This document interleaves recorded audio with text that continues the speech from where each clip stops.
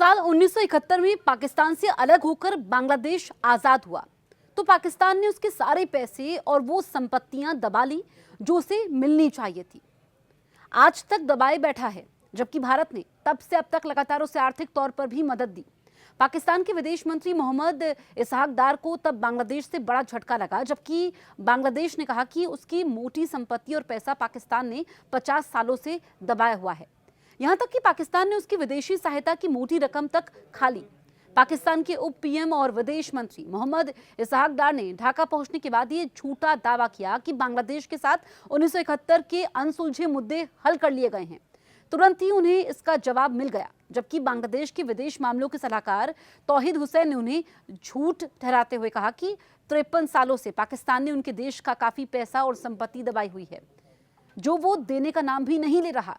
बांग्लादेश का दावा है कि पिछले 53 सालों से पाकिस्तान ने करीब 38,000 करोड़ की संपत्ति और पैसा दबाया हुआ है, जो 1971 के विभाजन से पहले संयुक्त पाकिस्तान की परिसंपत्तियों में बांग्लादेश का हिस्सा था। बांग्लादेश अब इस संपत्ति को मांग रहा है। पाकिस्तान के पास तो खुद खाने के लिए नहीं है, वो ये धन पाकिस्तान को कहां से देगा। दरअसल बांग्लादेश पहले की संयुक्त संपत्तियों, विदेशी सहायता, भविष्य निधि और बचत योजनाओं का अपना उचित हिस्सा वापस दिया जाए। इसमें 1970 के भोला चक्रवात के लिए $200 मिलियन की विदेशी सहायता, बांग्लादेशी कर्मचारियों की भविष्य निधि, बचत योजनाएं और अन्य बैंकिंग संपत्तियां शामिल हैं। बांग्लादेश के बनने से पहले इस ओर के पूर्वी पाकिस्तान में सरकारी ऑफिसों और प्राइवेट कंपनियों में काम करने वाले कर्मचारियों की भविष्य निधि की रकम पाकिस्तान के पास पहुंचती थी। इसे तो पाकिस्तान ने पूरा ही हड़प लिया। तब पूर्वी पाकिस्तान, अब बांग्लादेश में भोला चक्रवात 12 से 13 नवंबर 1970 में समुद्र तट से टकराया। अब तक का सबसे विनाशकारी ये चक्रवात माना जाता है। इसमें चक्रवात की हवाएं लगभग 185 किलोमीटर प्रति घंटे की रफ्तार से चली। इसने समुद्र में 20 फीट ऊंची लहरें पैदा की। इस आपदा में लगभग 3 से 5 लाख लोगों की मौत हुई। इसी के बाद दुनिया भर से सहायता पाकिस्तान पहुंचने लगी। इसी मामले में भेजी गई $20 करोड़ की विदेशी सहायता को पाकिस्तान ने पूरा ही हड़प लिया।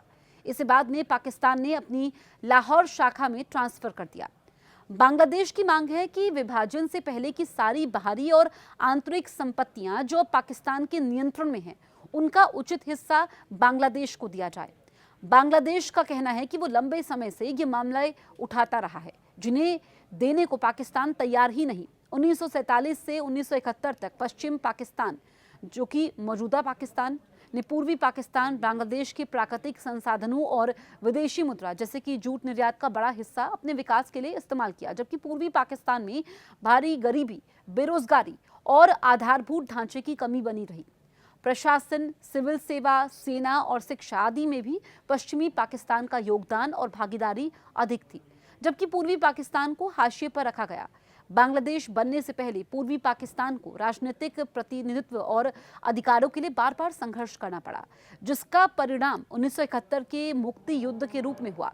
ऐतिहासिक समीक्षा और विशेषज्ञों के अनुसार पाकिस्तान सरकार ने 1947 से 1971 के बीच बांग्लादेश के सामाजिक, आर्थिक विकास या बुनियादी ढांचे के निर्माण के लिए अपेक्षाकृत कम बजट का इस्तेमाल किया। उसके उलट वहां से आने वाले ज्यादा धन को अपने लिए इस्तेमाल करने का काम लगातार किया। इसके उलट इस बीच पूर्वी पाकिस्तान के विकास की तुलना में पश्चिमी पाकिस्तान को ही यहाँ पर महत्वता दी गई, जिससे क्षेत्रीय असंतुलन और असमानता लगातार बढ़ती रही। जब बांग्लादेश स्वतंत्र हुआ तो सवाल उठा कि पाकिस्तान की राष्ट्रीय संपत्तियों और विदेशी मुद्रा रिजर्व में उसका हिस्सा कितना है। उसी तरह पाकिस्तान के कर्जों, दूतावासों की प्रॉपर्टीज, विदेशी कंपनियों और बैंकों में जमा पैसों को कैसे बांटा जाए। 1971 में पाकिस्तान का कुल विदेशी रिजर्व लगभग 4,000 से 5,000 करोड़ रुपए था।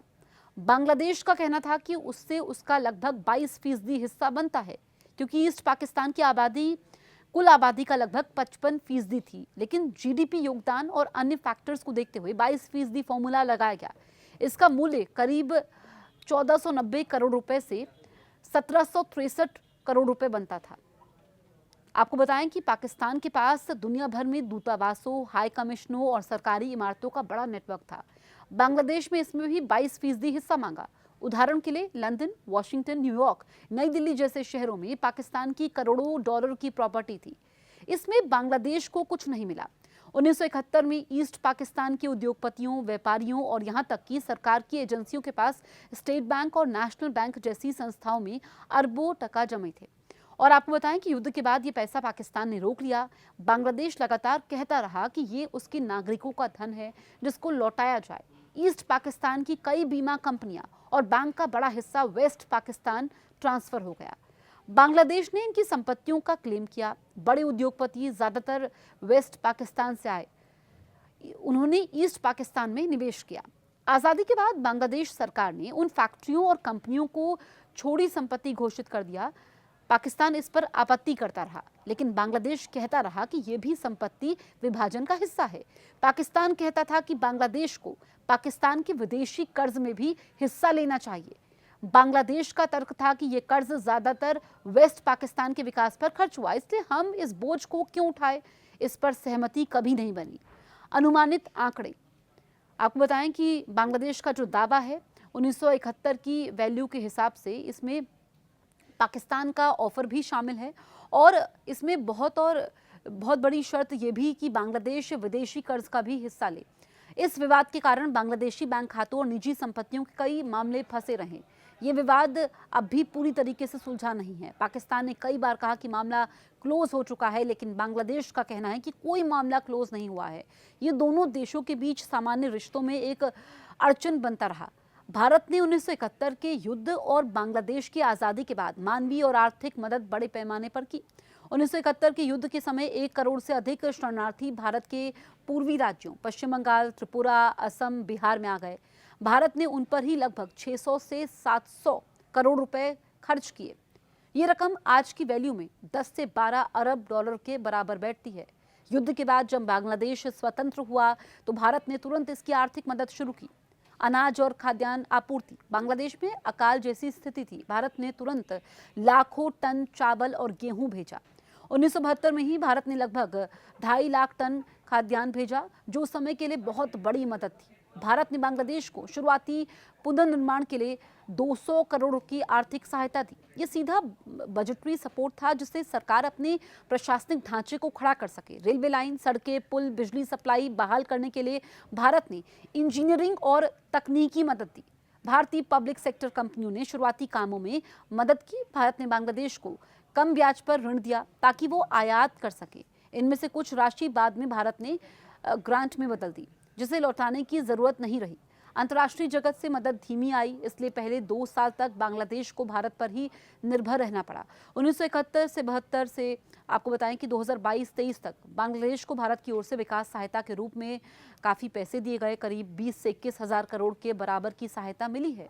पिछले 5 सालों में बांग्लादेश को करीब 940 करोड़ की ग्रांट की राशि वितरित की गई।